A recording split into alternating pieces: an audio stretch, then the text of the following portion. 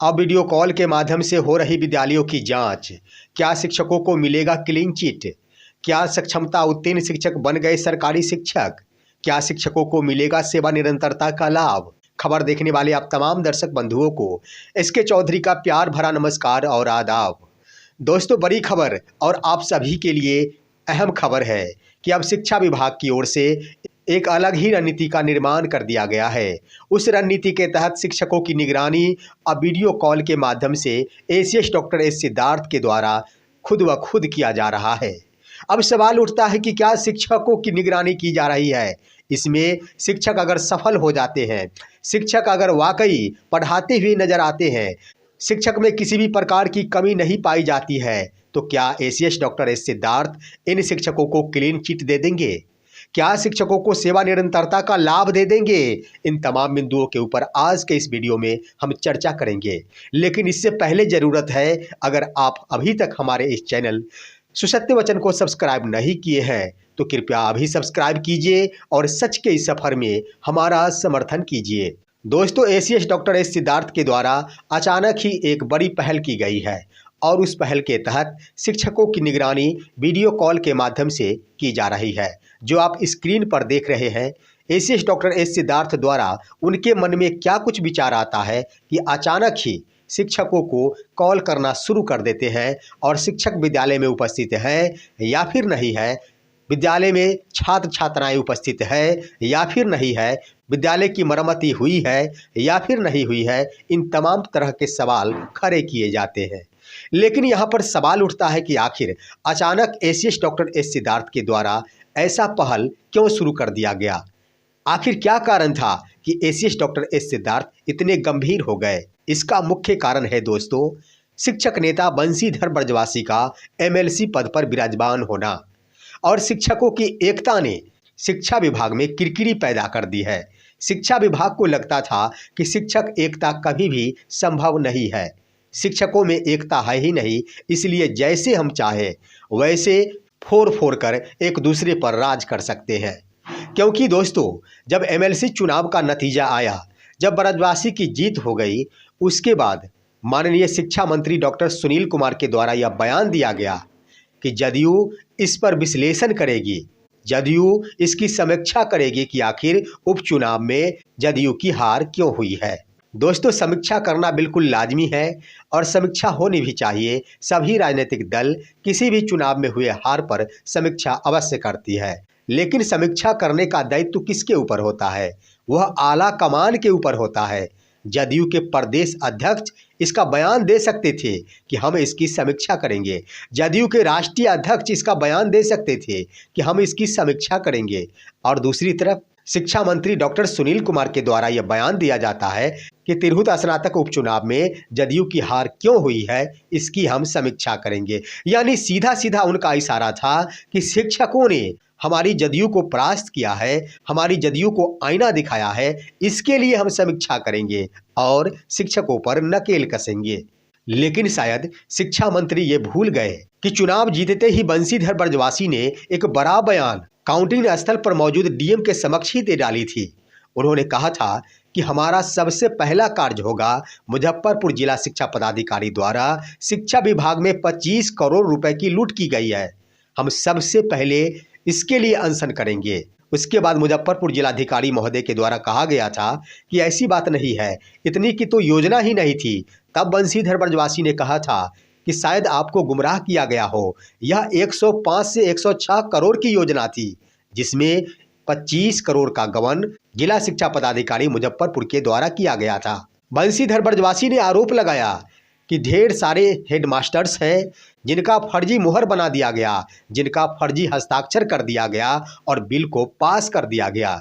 Treasury office द्वारा ऐसा कुकृत किया गया है। उन्होंने कहा है कि हम ट्रेजरी ऑफिस में भी जाएंगे, लेकिन जिन्होंने अगर हेडमास्टर्स का फर्जी हस्ताक्षर किया होगा, विद्यालय का फर्जी मुहर बनाया गया होगा, हम उस सभी पर एफआईआर कराएंगे, बकसने वाले नहीं है। दोस्तों, बंशीधर ब्रजवासी चुनौती तो दे रहे हैं, लेकिन यही बातें शिक्षा मंत्री डॉक्टर सुनील कुमार को रास नहीं आ रहा है।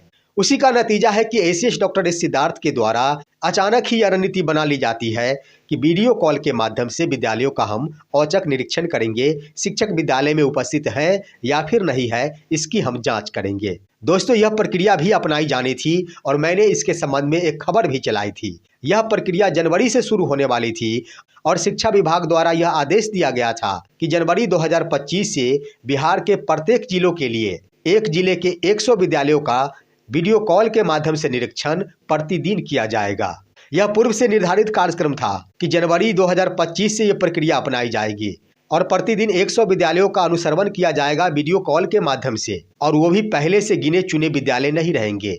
इसके लिए 10 बजे से लेकर 11 बजे तक का समय दिया जाएगा जिला शिक्षा पदाधिकारी को कि 100 विद्यालयों की सूची शिक्षा विभाग के पास भेजना सुनिश्चित करें, और 1 घंटे के बाद 11 बजे से इस प्रक्रिया को अंजाम देने का निर्णय लिया गया था कि 11 बजे से फ़ोन कॉल किया जाएगा और उसके बाद शिक्षक उपस्थित है या फिर नहीं है, विद्यालय में पठन पाठन की व्यवस्था उचित है या फिर नहीं है, इसका अनुसरण किया जाएगा। उस समय यह भी खबर आई थी कि किस जिले का औचक निरीक्षण वीडियो कॉल के माध्यम से किस दिन किया जाएगा, यह पहले से किसी को भी मालूम नहीं होगा। सेम तिथि को जिला शिक्षा पदाधिकारी को यह आदेश दिया जाएगा कि आप अपने स्तर से 1 घंटे के अंदर 100 विद्यालयों की सूची प्रदान करें। उसके बाद यह वीडियो कॉल के माध्यम से निरीक्षण की प्रक्रिया प्रारंभ कर दी जाएगी, यानी 1 घंटे का ही वक्त मिलेगा। ऐसे में विद्यालयों को सूचना देना भी संभव नहीं हो पाएगा और वीडियो कॉल के माध्यम से जांच की यह प्रक्रिया प्रारंभ कर दी जाएगी। लेकिन एसीएस डॉक्टर एस सिद्धार्थ इसे दिसंबर महीने में ही शुरू क्यों कर दिए? इसका मुख्य कारण है कि शिक्षा विभाग को इस बात की किरकिरी हो गई है कि शिक्षकों ने बंशीधर ब्रजवासी को एमएलसी पद पर विराजमान कर दिया है, और उसके बाद सबसे बड़ी बात कि बंशीधर ब्रजवासी किसी भी भ्रष्ट अधिकारी को छोड़ने वाले नहीं है। बंशीधर ब्रजवासी भ्रष्टाचार को मिटाएंगे। शिक्षा विभाग में व्याप्त इतने सारे भ्रष्टाचार है जिस पर पर्दे डालने की कोशिश की जा रही है, और पर्दा डालने के क्रम में शिक्षकों के ऊपर अत्याचार किया जा रहा है। इसे नाकाम करेंगे शिक्षक नेता बंशीधर ब्रजवासी। अब सवाल उठता है कि एसीएस डॉक्टर एस सिद्धार्थ के द्वारा वीडियो कॉल के माध्यम से शिक्षकों का औचक निरीक्षण किया जा रहा है, अनुसरण किया जा रहा है, जैसा कि वीडियो के माध्यम से आप सभी को मालूम हो गया। वास्तव में आज की तारीख में कुल 10 विद्यालयों का औचक निरीक्षण वीडियो कॉल के माध्यम से किया गया। उम्मीद है कि जनवरी महीने से 100 विद्यालयों का औचक निरीक्षण निश्चित रूप से वीडियो कॉल के माध्यम से किया जाएगा। अब यहाँ पर जब वीडियो कॉल के माध्यम से अनुसरण में शिक्षक बिल्कुल सही पाए गए हैं, एसीएस डॉक्टर एस सिद्धार्थ के द्वारा जो भी सवाल किया गया या फिर आने वाले दिनों में जो भी सवाल किया जाएगा, अगर शिक्षकों के जवाब से वो संतुष्ट हो जाएंगे तो क्या शिक्षकों को वो क्लीन चिट दे देंगे? क्या एसीएस डॉक्टर एस सिद्धार्थ द्वारा पत्र निकालकर सारी दुनिया को इस बात से अवगत करा दिया जाएगा कि बिहार के शिक्षक नाकाम नहीं है, बिहार के शिक्षक तन मन से गुणवत्तापूर्ण शिक्षा में अपनी संपूर्ण भागीदारी निभाते हैं? क्या एसीएस डॉक्टर एस सिद्धार्थ शिक्षकों की गुणगान करना शुरू कर देंगे कि शिक्षक अपने दायित्व पर खरे उतर रहे हैं, इसलिए उन्हें जो भी सुविधाएं मिलनी चाहिए उसे समय रहते दे दिया जाए? क्या ऐसा करेंगे? सिर्फ व सिर्फ शिक्षकों को प्रताड़ित करेंगे? आमजनों के बीच ये सूचना दी जाएगी कि शिक्षकों का वीडियो कॉल के माध्यम से जांच किया जा रहा है, लेकिन ये सूचना नहीं देंगे कि जांच के क्रम में शिक्षक सही पाए जा रहे हैं। इसके लिए शिक्षक धन्यवाद के पात्र हैं, इसके लिए बिहार के शिक्षक पुरस्कार के पात्र हैं। ऐसा नहीं किया जाता है। सिर्फ व सिर्फ शिक्षकों को प्रताड़ित किया जाता है, जो बिहार की शिक्षा जगत के लिए कहीं से भी उचित साबित नहीं होगा।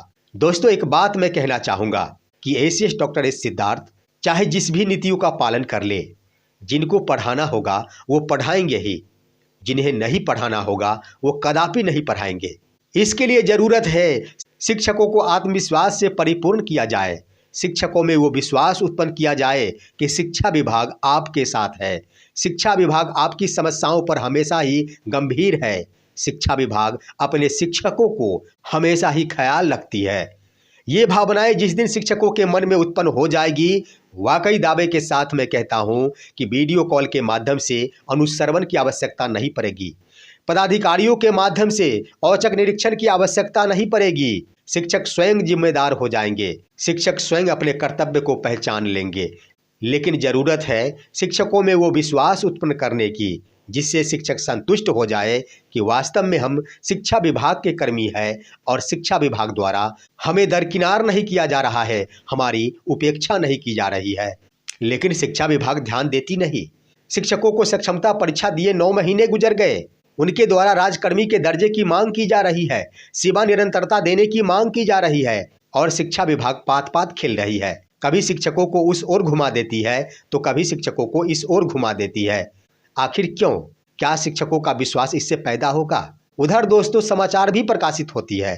भास्कर एक्सक्लूसिव की ओर से एक खबर प्रकाशित की गई है जिसे आप सभी जान गए होंगे। इसमें लिखा हुआ है कि सिर्फ 8,000 शिक्षक सरकारी शिक्षक नहीं बन पाए और वो 8,000 शिक्षक सरकारी शिक्षक नहीं बने हैं जिनके जन्म तिथि या फिर नाम के स्पेलिंग में गलती थी और जिला शिक्षा कार्यालय द्वारा इसमें सुधार नहीं किया गया, OTP प्राप्त नहीं हुआ, जिसके कारण इनकी काउंसलिंग की प्रक्रिया संपन्न नहीं हो पाई और वो सरकारी शिक्षक के दर्जे से वंचित रह गए। क्या वास्तव में जितने भी शिक्षक सक्षमता 1 में सफल हुए थे वे सभी के सभी राजकर्मी बन गए? क्या वे सभी के सभी सरकारी शिक्षक बन गए? आखिर क्यों ऐसी खबर छापी गई है? खबर में इस बात का उल्लेख किया गया है कि माध्यमिक शिक्षा निदेशक योगेंद्र सिंह के द्वारा 22 जिलों के जिला शिक्षा पदाधिकारियों को दिशा निर्देश दिया गया है कि अविलंब ही शिक्षकों के नाम या फिर अन्य मामले में किसी भी प्रकार की त्रुटि है तो इसमें सुधार किया जाए ताकि अविलंब ही ये सभी के सभी शिक्षक भी सरकारी शिक्षक बन जाए। यानी सीधा अर्थ हुआ कि यह खबर पुष्टि करता है कि माध्यमिक शिक्षा निदेशक द्वारा ये बातें कही जा रही है कि 8,000 शिक्षकों को छोड़कर सक्षमता प्रथम में उत्तीर्ण सभी के सभी शिक्षकों को सरकारी दर्जा दे दिया गया है। दोस्तों ऐसी खबर सुनकर तो बिल्कुल हैरानी होती है, लेकिन इस पर विश्लेषण करने के बाद 2 चीजें स्पष्ट होती है। एक यह कि यह खबर ही बिल्कुल निराधार है और दूसरा ये है कि संभावना ये जताई जा सकती है कि जब औपबंधिक नियुक्ति पत्र प्रदान कर दिया गया है तो निश्चित रूप से बैक तिथि से इन शिक्षकों को राजकर्मी का दर्जा दे दिया जाए और वह तिथि कुछ और नहीं हो सकता। मेरा जो विश्लेषण कहता है उसके अनुसार 20 नवंबर 2024 से इन शिक्षकों को राजकर्मी का दर्जा दिया जा सकता है। लेकिन आगे क्या कुछ होता है इस पर कुछ भी कहना उचित नहीं होगा, क्योंकि दिन प्रतिदिन शिक्षा विभाग की ओर से अलग अलग बयानें दी जाती है। शिक्षा विभाग के हर पदाधिकारियों के अलग अलग सुर होते हैं, किनकी ओर से कौन सा सुर लगाया जाएगा इससे कोई भी परिचित नहीं है। इसलिए दोस्तों क्या कुछ होता है उसे देखते रहना है, अपने कदमों को आगे बढ़ाते रहना है और शिक्षा विभाग द्वारा शिक्षकों की जांच जिस स्तर पर भी की जाए, शिक्षकों को उस स्तर पर 100% खरा उतरना है। फिलहाल आज की खबर बस इतना ही। आप सभी हमारे इस वीडियो को लाइक करते हुए तमाम दोस्तों के पास शेयर कीजिए और अब दीजिए अपने ही दोस्त इसके चौधरी को इजाजत। जय हिंद, जय भारत।